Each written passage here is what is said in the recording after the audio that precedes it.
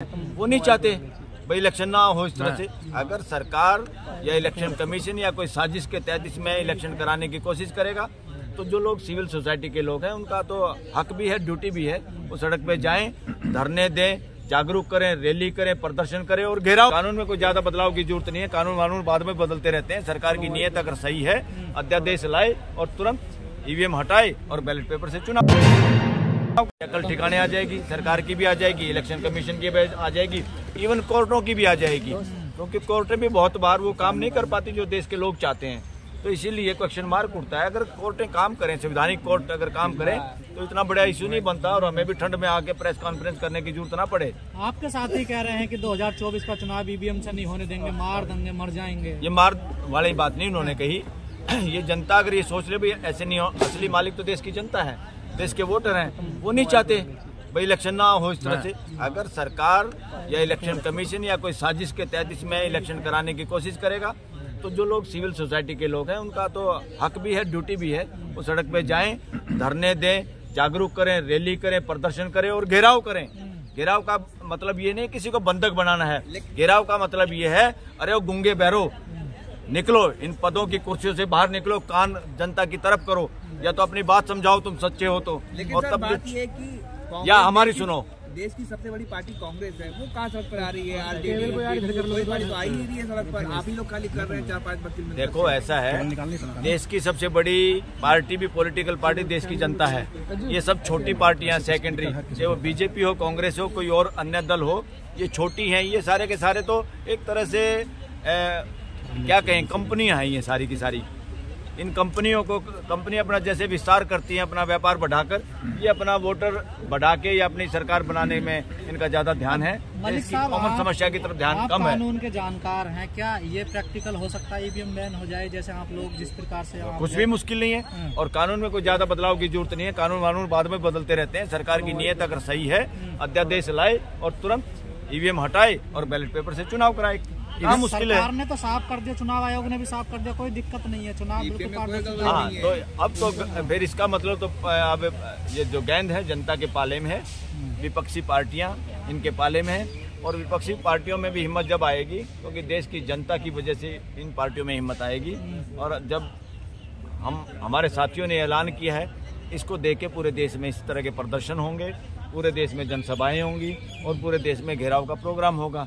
हो सकता है देश तैयार बैठा है तो इतना उमड़ जाए तो 1 मिनट से पहले अध्यादेश जारी हो जाएगा। कहाँ लगता है रात को? सर, भानु प्रताप जी ने कई बार कॉल दिए ईवीएम के लिए और जंतर मंतर पर गए, लोग नहीं पहुंच पाते। सर देखो बात सुनो, इन शहरों के अंदर लोगों का पहुंचने का दिनचर्या जो लोगों की हो रही है, और देश हमारा अभी भय और लालच के साये में है। पूरा देश, हर आदमी कहीं ना कहीं किसी कागज से बंधा हुआ, किसी नौकरी से बंधा हुआ, किसी व्यापार से बंधा हुआ, किसी धंधे से बंधा हुआ, और नहीं तो फ्री की स्कीम जो निःशुल्क स्कीम है उनसे बंधा हुआ है हर सिटीजन मैक्सिमम। जनता तो अयोध्या जा रही है। हाँ, जनता अयोध्या नहीं जा रही, जनता अयोध्या ले जाई जा रही है। जनता अयोध्या नहीं जा रही, बस फ्री की जा रही है। हाँ, जनता तो ले जाई जा रही है। फ्री में आप कहीं ले जाओ देश की जनता को, क्या दिक्कत है? बहुत सारे लोग जब मान लो फुर्सत में हैं तो टूरिज्म के बहाने कहीं भी जाने के लिए तैयार हैं। सर, इतनी जल्दी कैसे हो जाएगा ईवीएम बैन? सरकार के पास समय कहाँ है? प्राण प्रतिष्ठा में सरकार ढोंग बढ़ाने में ध्यान दे रही है, आस्था बढ़ाने में ध्यान दे रही है, जो कि संविधान का मजाक है। देश के लोगों को मूर्ख और साइंटिफिक टेम्पर से दूर करने के लिए, ताकि उनकी बुद्धि विकसित ना हो। इस देश की 21वीं सदी का सबसे भयंकर है, सबसे ढोंग अगर कोई होगा तो ये ढोंग जो आज सरकार कर रही है। जिस ढोंग में शामिल करने के लिए देश का पैसा बर्बाद किया जा रहा है, जिस ढोंग में शामिल करके वोट की राजनीति करके सत्ता में बने रहने का जो षड्यंत्र है, इतना बड़ा षड्यंत्र तो बिरले घटिया से घटिया राजाओं ने किया होगा इतिहास में। राम मंदिर को ढोंग बता रहे हैं, हिंदू विरोधी कहा जा रहा है। सर, आप राम मंदिर को ढोंग बता रहे हैं, आप राम मंदिर को उनकी जो आस्था, मैं किसी भी आस्था को, वो इंडिविजुअल से अगर बाहर जाती है सड़कों पे और वो उसका ड्रामा होता है तो मैं उसको ढोंग कहता हूँ, चाहे वो राम मंदिर ही क्यों ना हो। तो ये ड्रामा हो रहा है जो हो रहा है सर? बिल्कुल ड्रामा हो रहा है। देश को चाहिए क्या?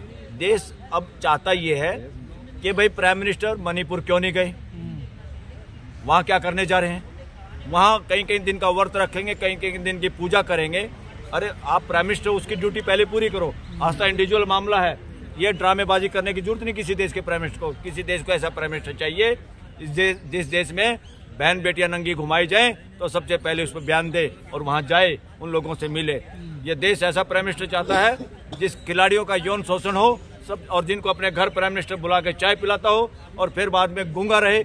ऐसा गूंगा प्राइम मिनिस्टर इस देश को नहीं चाहिए, चाहे वो कोई भी हो, XYZ नाम से कोई लेना देना नहीं। चाहे इसी कैरेक्टर का कोई दूसरा प्राइम मिनिस्टर है, वो भी देश को बर्दाश्त नहीं। सर, पूर्व जजेज जो है आपके साथ बैठे थे, आज प्रशांत भूषण जी भी थे, क्या इसके मायने समझा जाए? क्या चंद्रचूड़ जो है चीफ जस्टिस उन तक बात पहुंच रही है? सब कुछ हमारे से ज्यादा बातें पता है सुप्रीम कोर्ट और हाई कोर्ट के जजों को, और जितनी पावर संविधान ने दे रखी है उसका सदुपयोग नहीं हो रहा। ना हाई कोर्ट के जज कर पा रहे, ना सुप्रीम कोर्ट कर पा रही। इनको अपना सदुपयोग क्या करना है? संविधान को बचाने में, संविधान को लागू करने में। जब संविधान तार तार हो रहा है, फ्री एंड फेयर इलेक्शन के चक्कर में उनको पता नहीं क्या सुप्रीम कोर्ट को कि जिसमें चीफ जस्टिस का नाम दिया था, चोर दरवाजे से वो फटाफट वो कानून पास कर लिया पार्लियामेंट में, और वो दो आदमी, एक प्राइम मिनिस्टर खुद, एक प्राइम मिनिस्टर का अपना चेला चांटा कोई भी शामिल रहेगा, और विपक्ष का तीसरा आदमी, तीसरे को कौन पूछेगा? तीसरा तो अपने घर बैठा रहेगा। तो ये अपने आप में इससे बड़ा क्या सबूत चाहिए कि दाल में काला नहीं, दाल की हांडी काली है। और वकील साहब, आप लोगों को तो देश में विरोधी बना दिया गया है, देश विरोधी बना दिया गया है। कोई भी सिटीजन देश का जो देश के विषयों पे बोलता है, ये हर सिटीजन का राइट है, सबको बोलना चाहिए। कोई देशद्रोही नहीं है। किसी सरकारी आदमी की वजह से, सत्ता लोलुप लोगों की वजह से कहने से कोई देशद्रोही या विरोधी नहीं होता।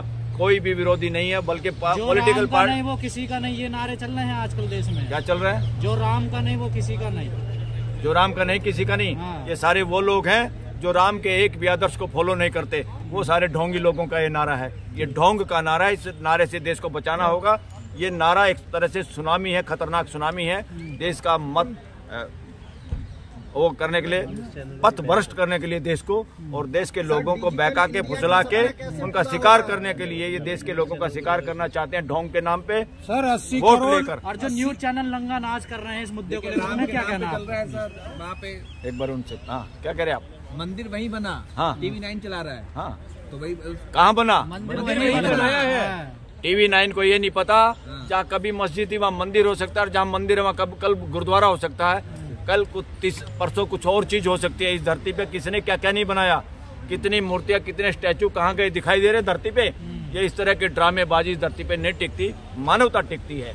मानवता की बात सबसे बड़ी है। मानवता की जो बात करेगा वही इस देश में व्यवस्था की स्थापना कर पाएगा। मोदी जी ने कहा जा रहा है कि वादा पूरा करके दिखा दिया। क्या वादा पूरा कर दिया? तो बना के दिखा दिया। मोदी का क्या रोल है इसमें?